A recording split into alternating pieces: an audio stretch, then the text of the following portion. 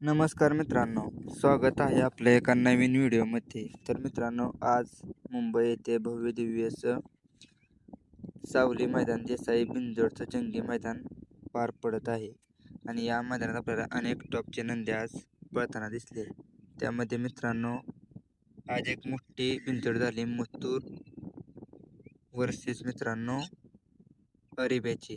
मित्रांनो, अरिब्याचा पायरा होता पिंट्या आणि मथुरचा पायरा होता साखरवाडीचा बावऱ्या. आणि या दोघात मित्रांनो डोळ्याचं पारणं फिरणं लढत झाली. पण मित्रांनो, निकालाच्या रेषेवर थोडासा मित्रांनो मथुरची गाडी थोडी मागं राहिली. त्यामुळे मित्रांनो मग मथुरचा आज या सावली मैदान देसाई बिनजोडमध्ये पराभव झाला.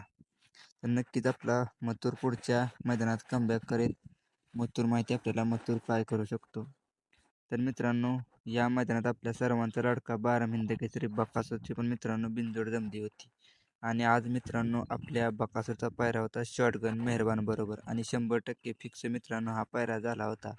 पण मित्रांनो काही कारणास्तव आपला बकासूर आत्ता माहिती आली की अपडेट आली की आपला बकासूर या मैदानात पळणार नाही, बिनजोडला आज पळणार नाही. तर मित्रांनो, इंस्टाग्रामवर एक कमेंट व्हायरल होते की काल रात्री सचिन घरत यांच्या गोट्यावरून बकासूर निघून गेला आहे. तर नक्की काय झालं आहे या दोघांच्यात ते काही माहीत नाही.